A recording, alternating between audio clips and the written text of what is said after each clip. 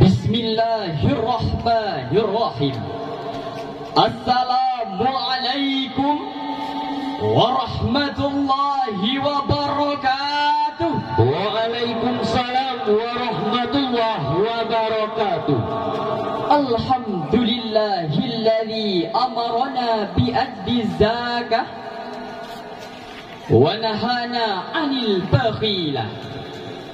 Wassalatu wassalamu ala sayyidina Muhammad yuhibbus sadaqah wa ala alihi wa sahbihi al-mawsufi bis samahah. Amma ba'd. Dewan Hakim, hadirin yang berbahagia, Dr. Ismail Raji'i Al-Faruqi, Direktur Lembaga Pengkajian Islam Internasional, beliau mengatakan kemiskinan, kebodohan, dan keterbelakangan merupakan peristiwa yang besar yang saat ini dihadapi oleh hampir seluruh negara berkembang, termasuk Indonesia. Namun dari ketiganya, kemiskinan merupakan yang paling berbahaya, sebab kebodohan dan keterbelakangan itu muncul akibat adanya kemiskinan. Muncul konsep komunisme. Gunakan prinsip kami, samaratakan perekonomian. Apa yang dirasakan oleh orang kaya harus pula dirasakan oleh orang miskin. Sekilas konsep ini terlihat mulia, namun pada akhirnya akan menimbulkan keihatian bagi si kaya dan kemalasan bagi si papa. Muncul konsep kapitalisme, melahirkan al-aghniya wal fuqara al-akhar. Yang kaya semakin kaya dan yang miskin bertambah menderita. Akibatnya kehidupan orang miskin selalu di bawah, diinjak-injak, diperah, ditindak, bahkan dibunuh hak-haknya. Na'udzubillah, tsumma na'udzubillah.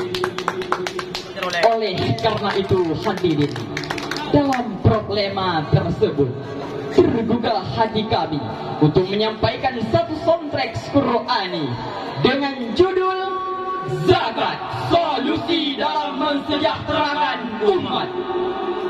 Dewan Hakim, hadirin yang kami muliakan, sebagaimana landasan Al-Quranul Karim terdapat dalam surah At-Taubah ayat 103 sebagai berikut. A'udzu billahi minasy syaithanir rajim. Bismillahirrahmanirrahim.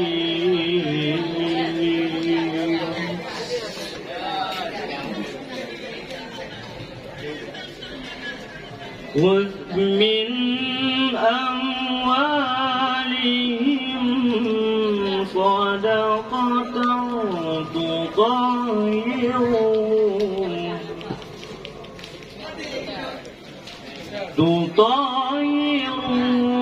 wa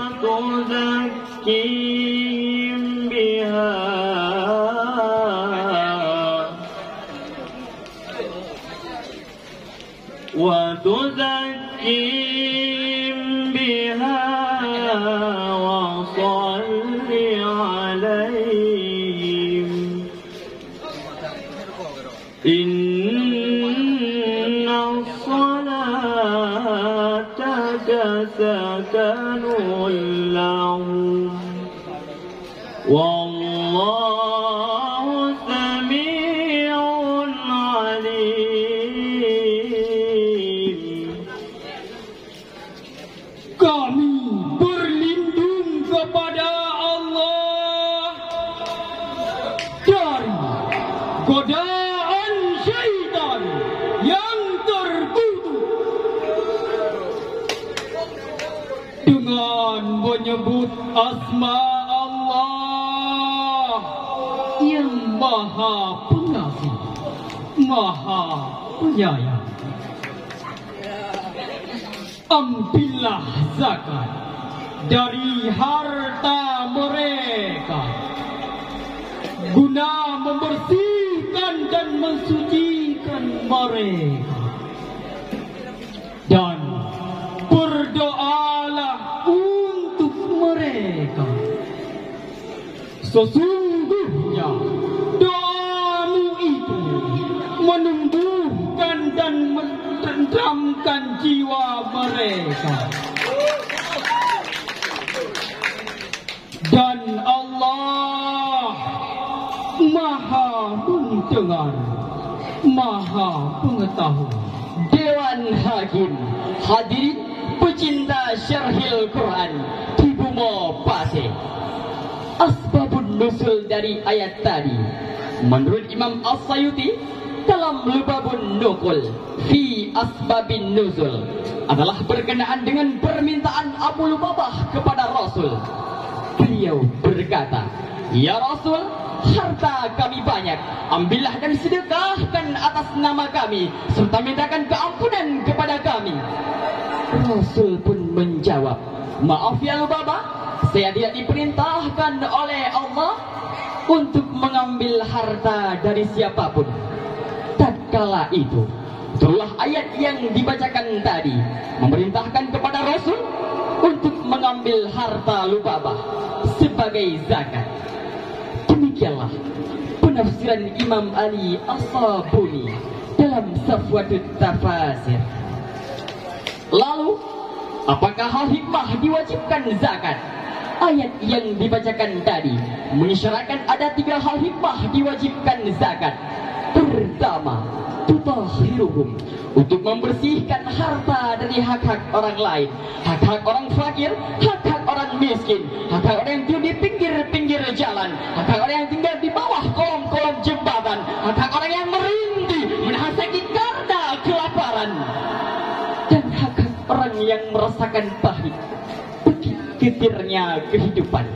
Yang kedua, tuzakihim, untuk membersihkan jiwa dari penyakit tercela. Dan yang ketiga, sakanul lahum, untuk menumbuhkan ketenteraman dalam kehidupan. Oleh karena itu hadirin, bila orang kaya sudah mau berderma, konglomerat mau membayar zakat, pejabat peduli dengan nasib rakyat, maka negara kita akan aman. Kemuliaan akan selalu ada dalam negeri ini, dan kesejahteraan menghiasi bahtera kehidupan. Namun sebaliknya hadirin, bila orang kaya sudah enggan bersedekah, konglomerat enggan membayar zakat, pejabat tak peduli dengan nasib rakyat, maka hanya akan menimbulkan kecemburuan dan kesenjangan sosial antara orang kaya dan orang miskin. Timbul pertanyaan, kepada siapakah zakat harus diberikan? Sebagai jawabannya, marilah kita renungkan firman Allah dalam Al-Quran, terdapat dalam surah At-Taubah ayat 60 sebagai berikut. Innamas sadaqatu lil fuqara'i wal masakin والمساكين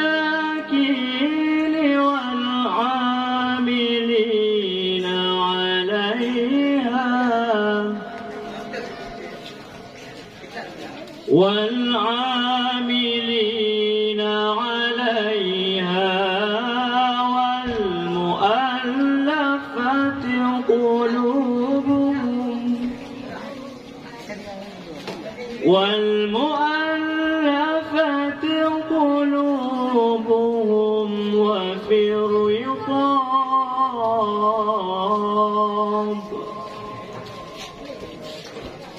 وفي الرقاب والغارمين وفي سبيل الله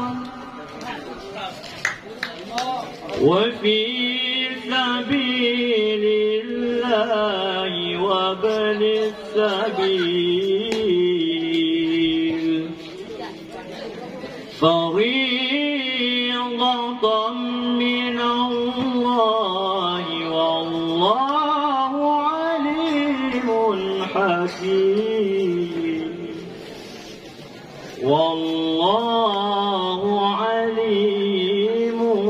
حكيم صدق الله العظيم. Sesungguhnya zakat itu hanyalah untuk orang-orang fakir, orang miskin,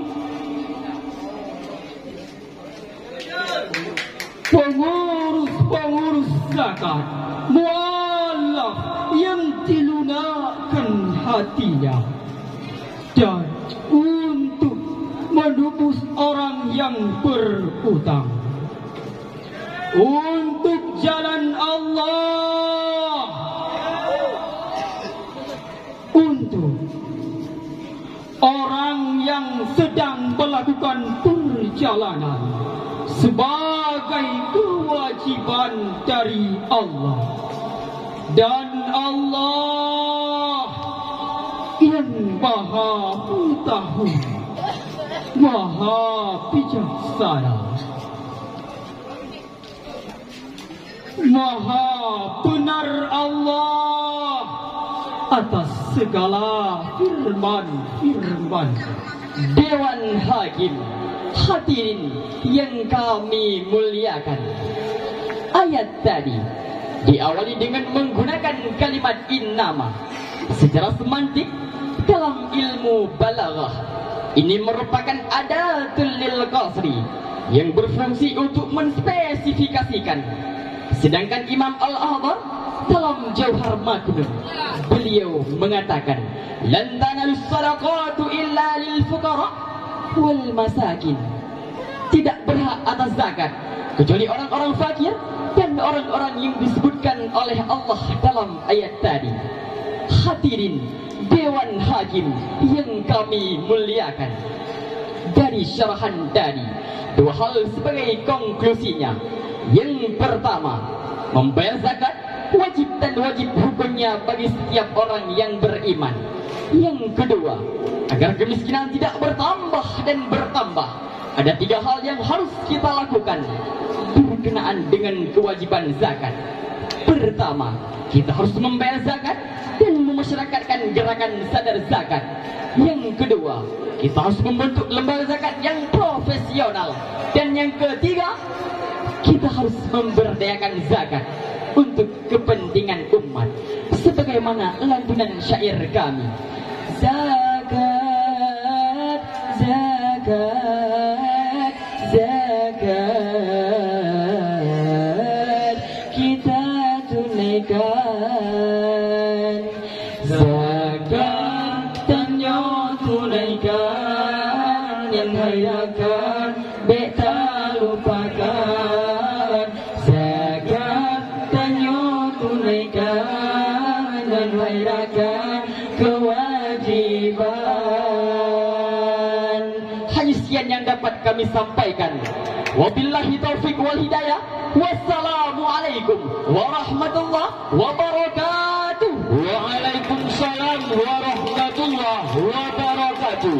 Itulah tampilan dari kelompok 0